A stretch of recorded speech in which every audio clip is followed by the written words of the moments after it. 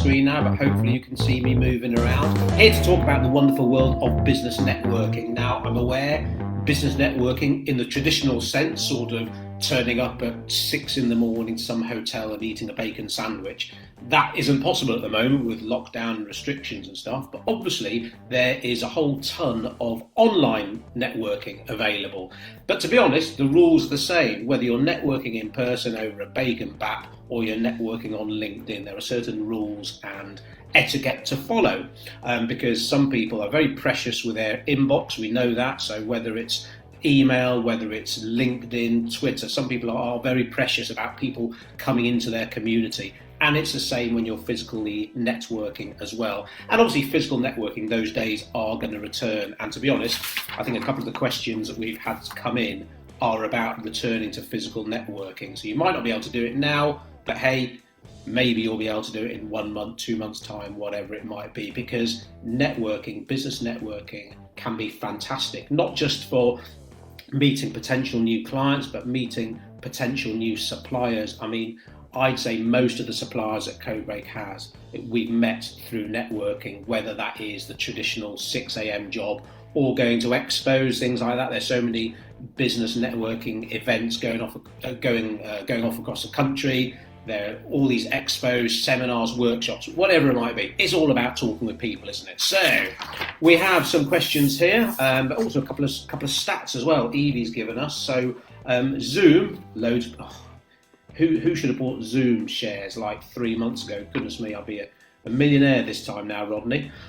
Zoom now has more than 300 million users worldwide, according to The Verge. Wow, okay, so that's what, probably 10, 20 times up what it was 3 months ago, I imagine. And according to the ITA group, approximately 40% of prospects become new customers following in-person meetings. So that is important. So before anyone starts moaning about, why are you talking about physical networking? We can't do physical networking because of social distancing.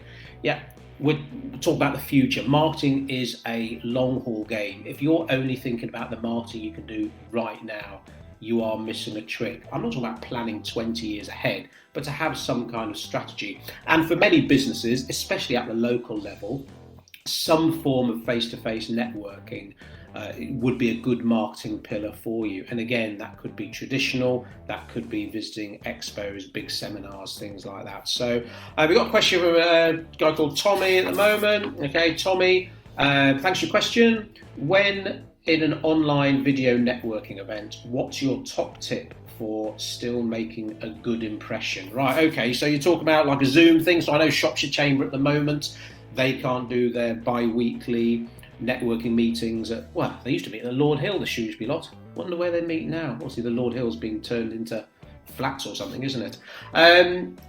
So your top tip for making a good impression, I've got to be honest, we usually say that going to a networking event is almost like going on a date, except obviously with loads of people, and you're probably not going on dates with loads of people unless you're really lucky.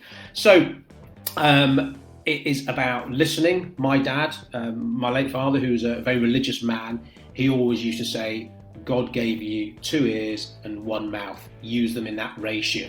And if there was a golden rule for networking, whether it's in person or online, it would be that 2 ears, 1 mouth. Because I don't know if you've been on a horrendous date. I know before I got married, I went on a whole series of horrendous dates.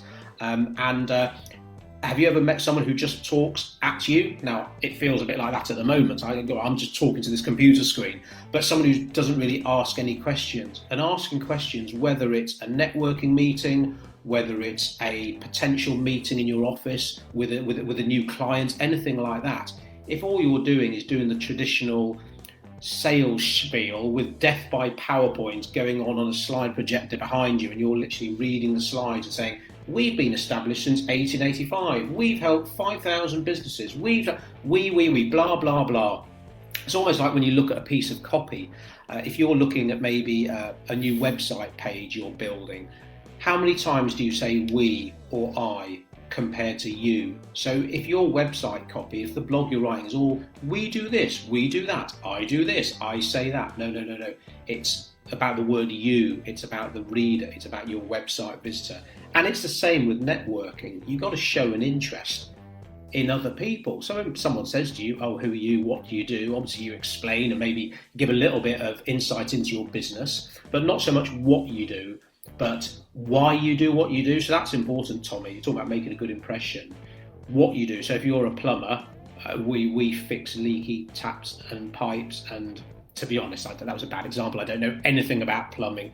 As my wife will tell you, I'm like the least handy person around the house, which reminds me I've got a shelf to put up later. So you don't just say, I'm a plumber, I fix leaky taps. You say why you do what you do. What got you interested in plumbing? The why is so important. Most people focus on the what, not the why. Why do you do what you do? And then who do you help and how? That is so important. So get that across quickly if you can. And that's why most of these traditional breakfast networking clubs, they have like a 1 minute slot or an elevator pitch, whatever you want to call it, where you get 60 seconds. And to be honest, for networking, which is a really good networking club, they do 40 seconds. So you've literally got to sum up why you do what you do, who you help and how in 40 seconds. And whether you go to these networking things or not, it's a really good thing to do. It's a really good exercise to do, to actually work. I just see Steve Oliver pop up now. Origins. I guess that's where the Shrewsbury Chamber meeting now. Origins on London Road on the what do you call it? The Shrewsbury College campus. So I didn't know that. I haven't been to Origins for a long time, but a very good restaurant I've heard. Hope you're well, Steve, by the way. Literally, Steve is disappearing in front of me. He's been running for a long time and he weighs about 2 stone now. So I hope you're well, Steve. So it's a good habit to get into, to nail down why you do what you do and who you help and how into 40 seconds. So when someone does show an interest at a networking thing, whether it's on Zoom or in person, you can quickly and efficiently convey basically your best selling points.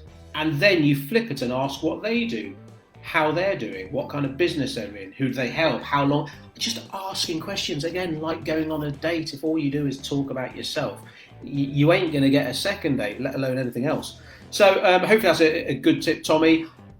If it's a Zoom meeting for the first time and they're going to be held weekly, fortnightly, whatever it might be, so you're not just turning up once, you're looking at it from a long-term strategy, and that is important, what I touched upon at the beginning. If you're expecting to turn up at a networking event once, pillage loads of business, bugger off and never see these people again, you're totally missing the whole point here.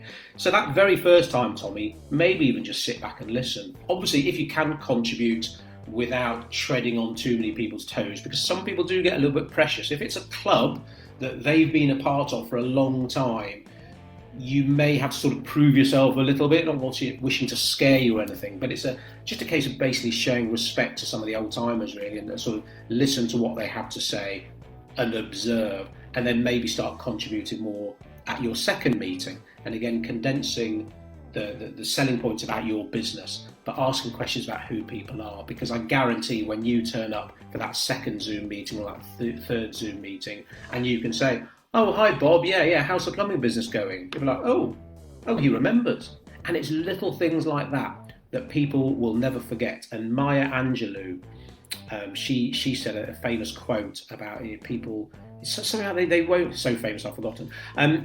It's not about, oh God, it's about being remembered, isn't it? It's people won't remember what you said, but they'll remember how you made them feel. It's a line like that, and it's very, very powerful. People remember how you made them feel. So if you say, oh yeah, how's the plumbing business going? Oh Charlie, yeah, you said you were taking your family off to so-and-so. How was that? It's like, oh my God, because hardly anyone does that. They might pretend they are listening, but they're not really. They're just thinking about themselves. So, well, very long answer, Tommy, but a good question. Hopefully that helped. Usually this is where, when we're filming in the office, I'd have Evie sitting over there and she'd go like this, which means wind it up or speed it up, but she isn't here. Although, come next Monday, which is the 15th of June, Codebreak, we will be back in our office on Shrewsbury Business Park. Social distancing, masks, hazmat suits, hand sanitizer, one of those little foot baths in the door like you used to do in the swimming pools, walk through them before you come in, all that kind of stuff. Joel's sorting out, he's brilliant at that. I'm not the most patient when it comes to sort of researching and buying stuff online, hence the enormous amount of crap in our house that never gets used. So we're back in the office from Monday.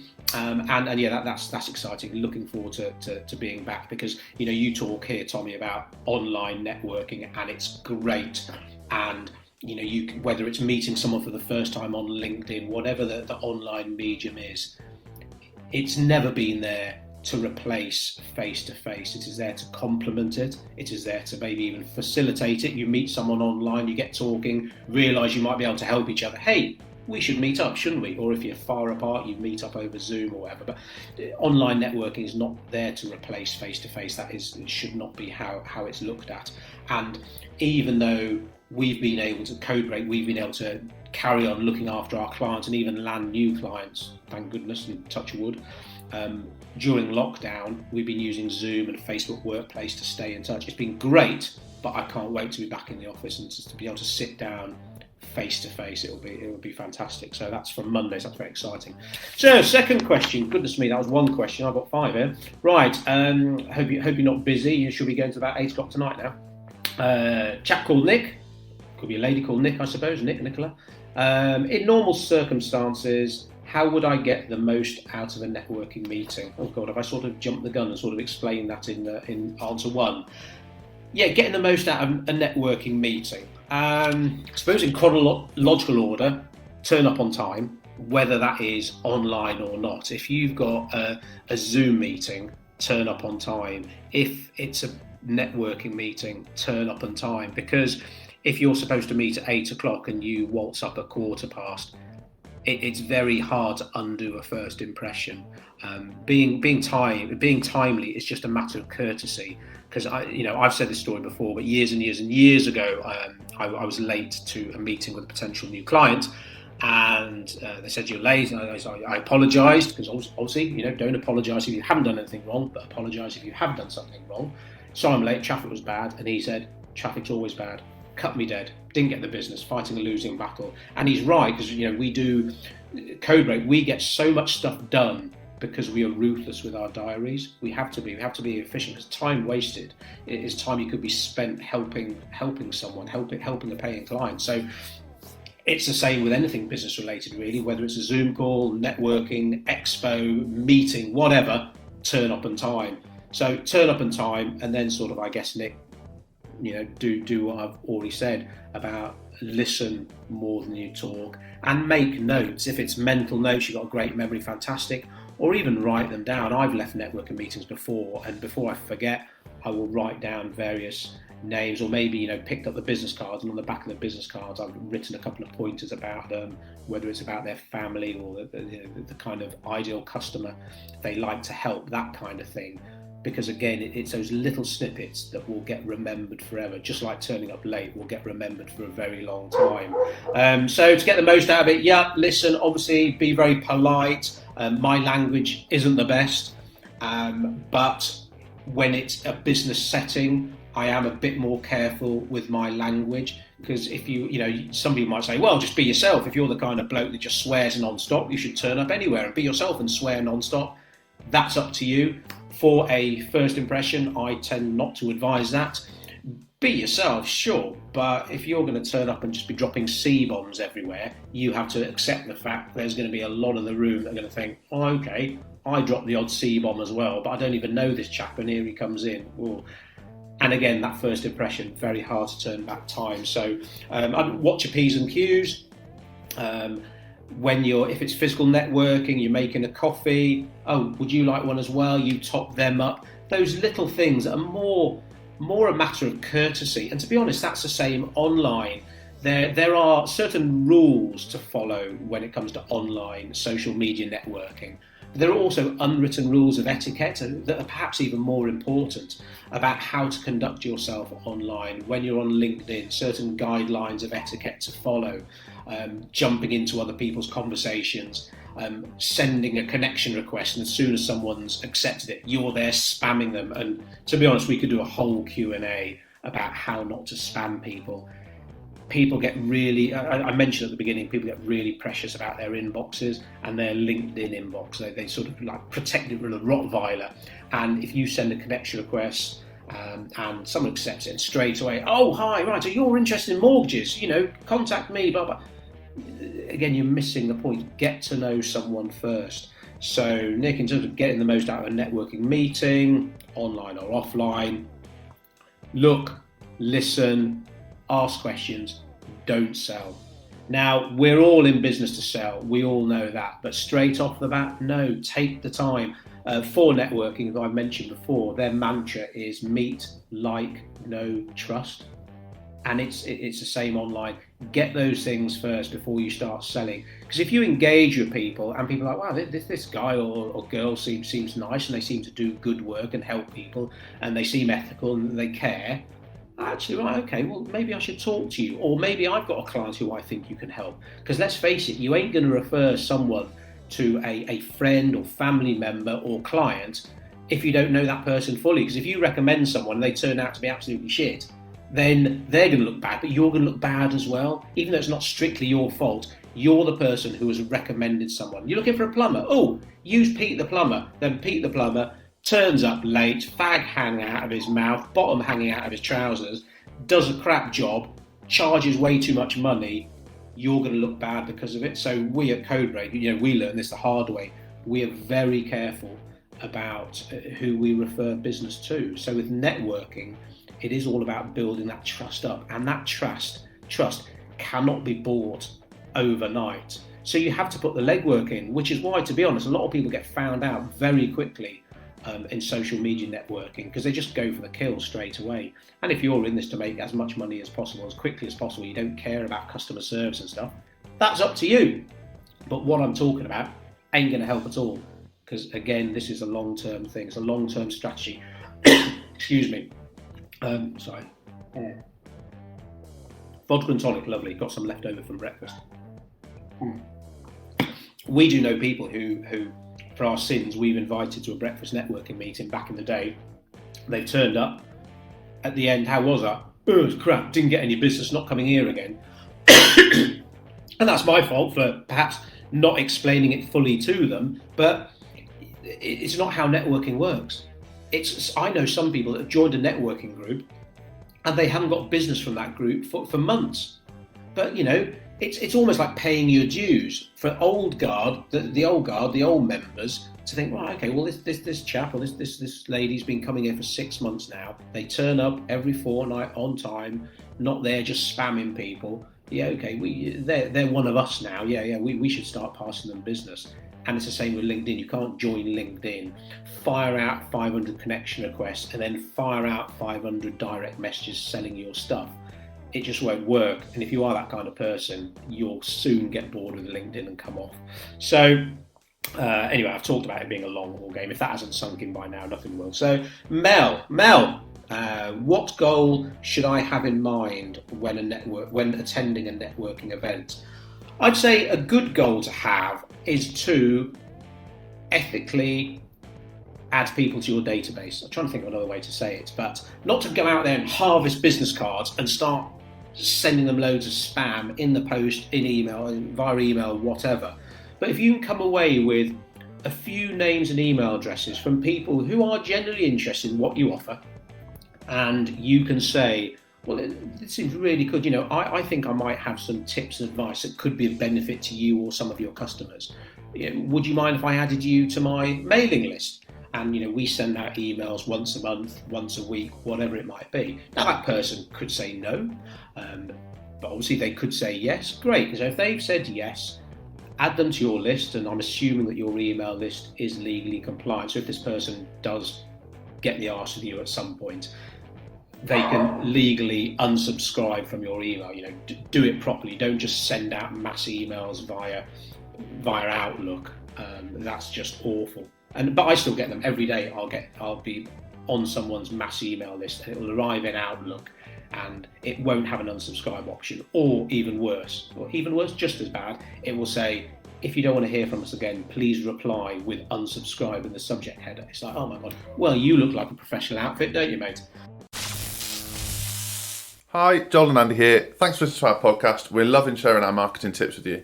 If you'd like to kickstart your marketing, why not jump on a discovery call? Simply visit codebreak.co.uk and apply there. Hopefully speak to you soon. Take care. So what goals should I have in mind? Yeah, if you can come away with a few names and email addresses you can add to your database, Mel, I'd say that's good. Certainly don't attend with the goal of getting one sale. Now, if you're an employee, that might be different. If your boss doesn't get it and your boss is saying, right, okay, you want to join a networking group, okay, I expect you to come away with 2 bits of business every week. No. You do not want to go down that route at all. And to be honest, if that's how your boss thinks, then there's probably other aspects of your marketing you need to look at as well. So I wouldn't have a kind of sales goal. It is about relationship building. So coming away with cards. And now I know many people in business, many good people in business, who, if they get a business card, they think, and they're okay with the fact that they think it's okay to automatically add that person into their mailing list. I personally do like to get a verbal permission off someone, so I know legally you can say, well, they're at a networking event that I attended, so it's almost like implied consent, isn't it? So and that's for you to choose, that's for you to make your mind up on that. But I do like to chat to them, because they might say, well, how often do you send your emails? Oh, 5 times a day. Bloody hell, very kind of you, but no thanks. So our emails, the main emails that we send out at Codebreak, are free marketing advice tips, and we send them out weekly every Monday, called Marketing Monday, funnily enough. Called it Marketing Tuesday, didn't work at all. So we send those out every Monday. Now, some people might think a weekly email is too much. That's their issue, that's their problem, fine, won't be for them. Other people, yeah, okay, that sounds good, because my Marketing Monday emails, they don't sell. I mean, one email every 5 might have a cheeky little offer in, or, oh my God, God forbid, an offer to have a free discovery call with myself or Joel, where we will give out free tailor-made advice depending on what their goals in business are. But that's about it. If you say okay to joining a mailing list and every email you get off these people is just a sell, they will quickly unsubscribe. And to be honest, in a networking situation, they'll probably badmouth you as well. So, and you don't want that going around. Not that you can walk around on eggshells all the time and not sell at all and be the quiet little mouse in the corner that's just so polite and just listening to everything. People don't even realise you're there. There has to be some kind of balance, I appreciate. But that's a good goal to have. Or, to be honest, just to nail your 60 seconds, Mel, or to nail your 40 seconds.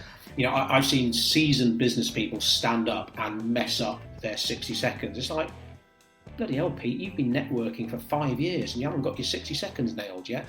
And if you are planning on your 60 seconds, try and focus on one aspect of your business. What a lot of people do is they make the mistake of trying to cram everything they do into that 60 seconds. Now, you know you've got to turn up to networking regularly. So whether it is a weekly event, a fortnightly event, a monthly event, you've got to be there more often than you're not. So it's not like you get one shot at this. So if you offer 3 services, maybe in 160 seconds, talk about one of those services. The next meeting, talk about your second service. The third meeting, funnily enough, talk about your third service. And focus on that one aspect.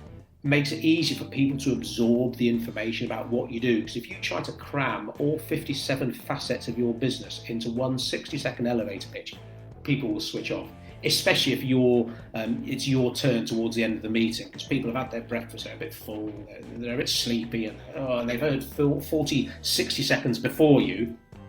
They might have switched off a little bit anyway.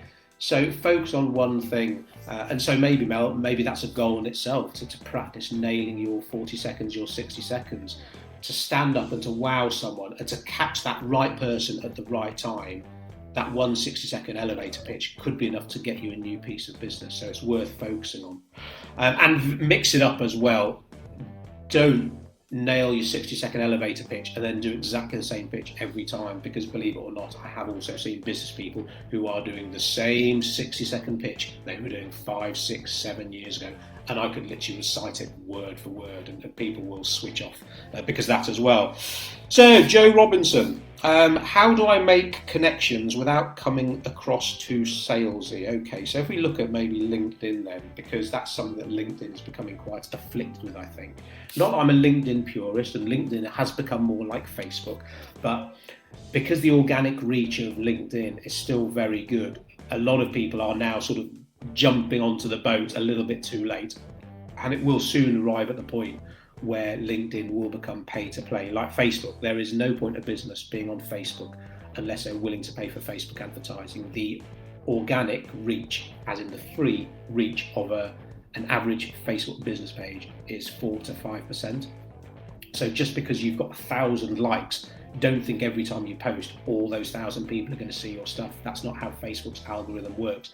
You need to give Facebook money, to be honest. But, for like a few quid a day to reach thousands and thousands of targeted people, Facebook ads is a brilliant thing. But for the moment, LinkedIn, yeah, you can get good organic reach and traction. But to make connections without coming across too salesy, again, Joe, it's about informing people. You're an expert in your field, or certainly that's how you want to be seen. If you are a plumber, I don't know why I keep talking about plumbers, but if you're a plumber, okay, hopefully you've got across why you do what you do and the kind of people you help, the kind of work you're most interested in. But it's all about what plumbing advice can you give. So if you're a plumber and it's approaching winter time, you might want to write a blog on your website, the top 5 things to do to look after your pipes over winter to ensure your pipes don't freeze, whatever it might be.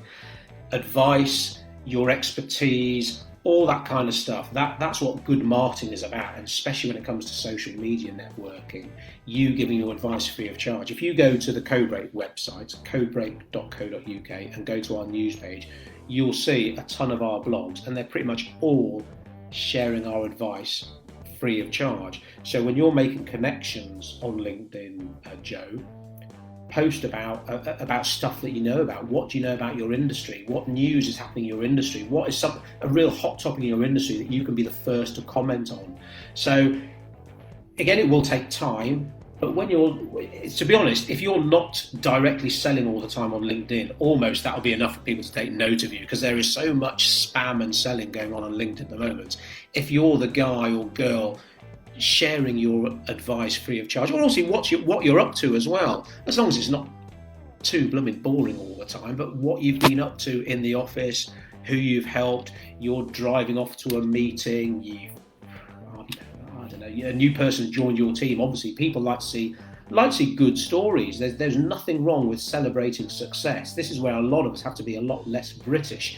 Yeah, you don't want to brag about it. If you've worked hard and ethically to achieve something in business, whether that's win a new client, recruit a new member of staff, shout about it. Absolutely. So talk about it on LinkedIn.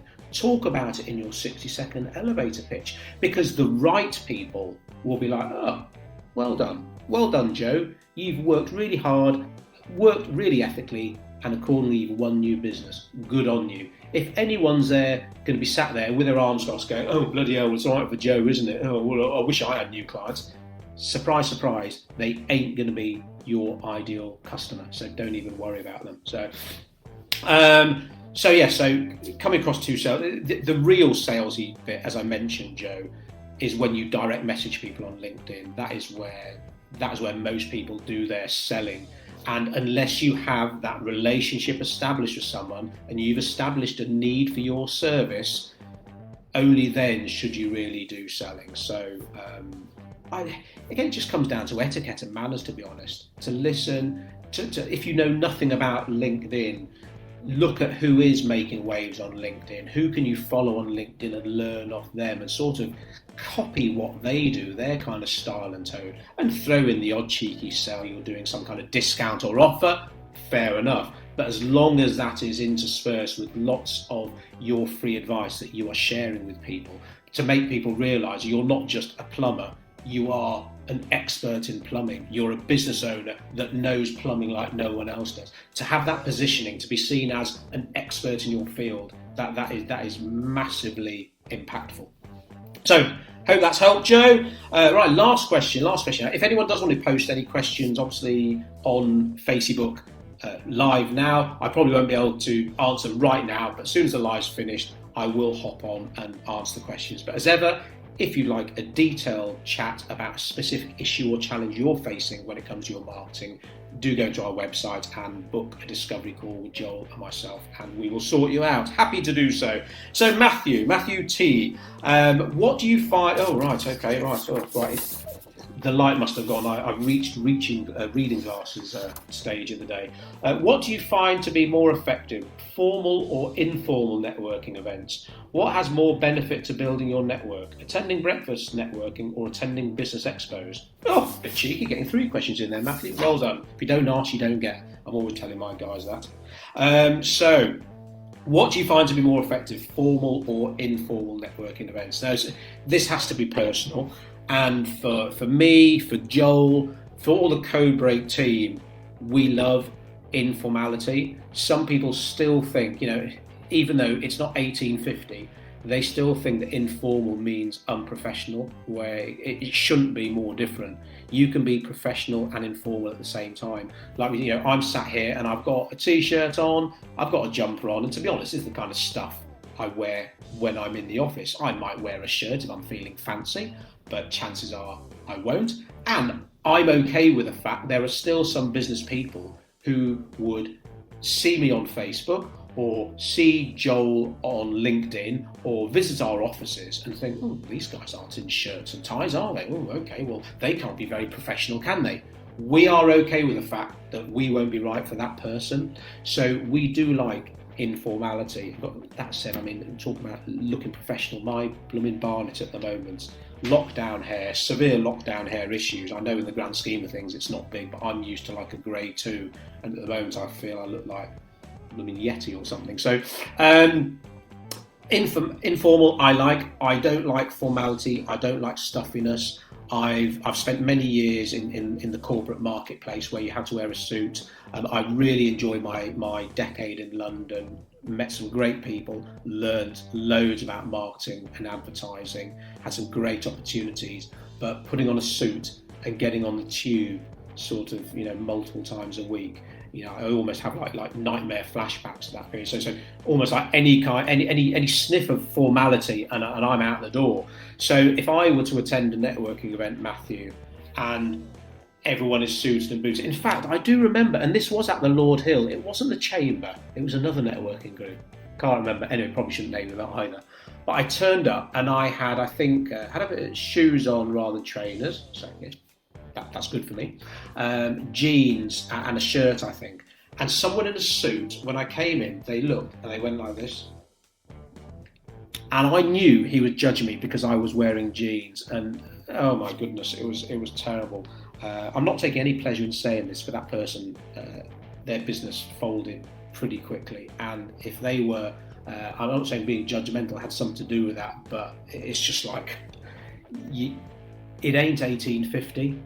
You can, I'm not saying dress what you want, if you turn up for a meeting in socks and sliders, and we're pretty relaxed dress code at Codebreak, but if any of my employees turn up with socks and sliders, that's a sackable offence. So, you're not at Birmingham Airport now off to Magaluf, So there have to be some kind of levels, of course, but the shirts and ties, in the marketing world, it's a sports jacket, drainpipe jeans and a pair of shit flickers. So it's almost like, what are all the other marketers wearing? And you almost want to be a bit different. And Mark Twain's got a quote about that, something about, right, what's everyone else doing? You need to do the opposite. I'm not saying that be different for different sake, but if you're just getting blurred amongst all your competitors, if you or your company, your website, the content you're putting out on social media, if it's the same as all your competitors, you're already going to be ice skating uphill.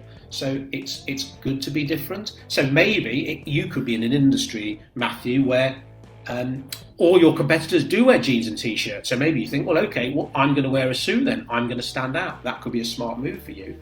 But formal or informal, again, it has to be personal preference. We like informality. We like that there have to be some rules. As Monica Geller said in Friends, rules are a way of controlling the fun. There have to be some rules, because I've attended networking events where literally it was a free-for-all. All sounds cool and wacky, but that kind of group never lasts. There's just no cohesion at all, and it just falls apart quickly. It's a good idea on paper, but you do need some kind of rules in place. But yeah, informality is great. So, what has more benefit to building your networking, your network? Breakfast networking or business expos? That is a good question. I built a business, one of my businesses, on breakfast networking, traditional breakfast networking. And to be honest, I do miss it because we haven't done it for years. It got to the point where the clubs we were attending, they just simply weren't for us anymore. And I'm of the philosophy that I want to be the weakest person in the room. I want to be the the poorest business owner in the room, the shittest business owner in the room, because then, for me, that will pull me up. I've got to make sure this just doesn't sound like I'm being, just bragging or being an arse, but there are a couple of groups where I think, Joel and I, we were like the most successful business owners in the room, and lots of people would learn off us, but we weren't learning off them. Whereas the networking we do now, Joel and I paid quite a bit of money to be part of a mastermind group. And when we joined that group, we were probably the fartiest people in the room. There are people there running like multi-million pound businesses. But that's what I want. And I'm okay with that. I don't need to be the big I am. I'm the most successful person in the room. I've sort of been there, done that. I want to be the one who's like, wow, I want to be like all these people. That's going to spur me on even more to work harder and smarter on my business. So traditional breakfast networking, still might have a place for us. And to be honest, it's something we're looking at for a couple of our team to attend. And just to get out, especially if you work on your own, Matthew, I don't know what kind of business you're in, but if you're a sole trader, networking, breakfast networking can be fantastic just to get out and meet people and learn off other people. Forget getting business. So that's just a nice byproduct of it. It's learning off people. It's meeting potential suppliers. That's a massive, often overlooked benefit of traditional breakfast networking. But for Codebreak and the plans we have in place for Codebreak, we're getting more benefit from attending business expos. Absolutely. Bigger events at the NEC or some brewery in the East End of London, where you've got different businesses from all over the country, sometimes all over the world. You've got keynote speakers. We've spoken at a couple of big events. It's something we're doing more of ourselves, although we're very, very clear that people know we're not just speakers. We don't just speak and train, we actually do as well, because sometimes the stage can be a very safe, comfortable place where you dish out all this advice, but do you actually implement it yourself to help a business in the real world? God, no. Whereas we do, and to be honest, we want to do more of that. But expos to learn off these big influential speakers can be fantastic. And for us, at the moment, that is preferable to breakfast networking. But if you're starting a business, if you run a local business, if you've never tried it before, I would definitely urge you to test out the local groups in your area when we're allowed to physically network again, and trust your gut instinct. Some more formal groups will be right for some people and not for others, and vice versa for the informal groups. Trust your gut instinct. That first meeting, that first initial gut reaction, yeah, this seems like a cool group, these seem like nice people, because a group is dependent on the people. And in fact, a networking group is dependent largely on the one person or two people running that group, because I've seen a group dynamic totally shift when the leader leaves and moves on to different pastures and someone new takes their place. It can really change things. So trust your gut instinct, try out different clubs, and then join one, maybe two. We do know some people that join every networking group under the sun, but to be honest, that's just, for us, just diluting it too much. It's like social media. A question we get asked a lot is, which social media channel should I be doing? Because I'm looking at Pinterest, I'm looking at Twitter, I'm looking at LinkedIn, I'm looking at all these different groups. I don't know. Choose one or two social media channels and do them well. It is better to do one or two social media channels well than it is to do every social media so. So, if you're B2C, it could be Facebook and Instagram. If you're disappeared then, sorry. If you're B2B, it could be Facebook ads and LinkedIn, but do two channels well.